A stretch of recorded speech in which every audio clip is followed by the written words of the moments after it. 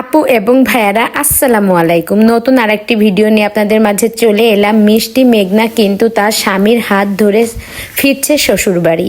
তো বিয়ের সমস্ত আয়োজন শেষ করে কিন্তু এবার মিষ্টি মেঘনা তার স্বামীর হাত ধরেই চলছে। তো বন্ধুরা দেখুন, সব ভাবিরা আপারা কিন্তু কাঁদতে কাঁদতে মেঘনাকে এগিয়ে দিতে যাচ্ছে। পিছনে দেখুন ভাবি, মা, আপারা তারা কিন্তু সবাই দাঁড়িয়ে আছে।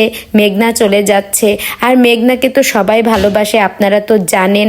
তো মেঘনাও কিন্তু অনেক খারাপ লাগছে, যেহেতু ভাবিরা কান্নাকাটি করছে, ভাবিরা জড়িয়ে ধরছে। এইটা কিন্তু মেঘনা নিতে পারছে না, যেহেতু মেঘনা কিন্তু এই 1.5-2 বছরের মতো তার মায়ের কাছেই ছিল। এলাকার সবাই কিন্তু মেঘনাকে এত এত ভালোবাসে, আপনারা বিভিন্ন ভিডিওর মাধ্যমে দেখেছেন। আর মেঘনা ছেলেটা ছোট, তো ও তো বোঝে না। ও কিন্তু এসে গাড়িতে এসে বসে রয়েছে, দাঁড়িয়ে রয়েছে, খেলাধুলা করছে। ও তো বুঝতেছে না যে ও নানুর কাছ থেকে চলে যাচ্ছে, এখন বাড়ি যে একা একা থাকতে হবে, এখন তো আর নানুকে সবসময় পাবে না। তো মেঘনা কিন্তু তাই বলছে যে দেখো, ও কিন্তু বুঝতেছে না, অটোয় উঠে দাঁড়িয়ে রয়েছে আর বারবার শুধু পিছন ঘুরে ওর নানুকেই দেখছে। তো ওর নানু তো অনেক কান্না করছে, মেঘনার দুঃখিনী মা, সে সারাক্ষণই তো মেঘনার ছেলেটাকে রাখতো। আর মেঘনার ছেলে একটা জিনিস কি জানেন, মেঘনার ছেলে ওর নানুর কাছে বেশি থাকতে পছন্দ করতো। মেঘনা তো বিভিন্ন সময় বিভিন্ন কাজে বাইরে যেত, তারপরে বিভিন্ন ধরনের ভিডিও আপলোড করত। এই ক্ষেত্রে তো ও ছেলেকে সময় দিতে পারতো না। এই সময়টুকু কিন্তু মেঘনার মাই কিন্তু মেঘনার ছেলেটাকে রাখতো। তো যাই হোক, এই জন্য কিন্তু ওর নানুকে বেশি ভালোবাসে। তো সবচেয়ে বেশি খারাপ লাগবে কার জানেন, মেঘলার মায়ের, মানে ওর মেঘলার ছেলের নানুর।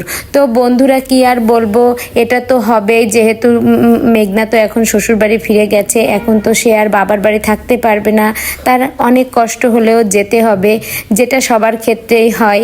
তো বন্ধুরা, মেঘনার মা তো অনেক কান্নাকাটি করছে, কি করা যাবে।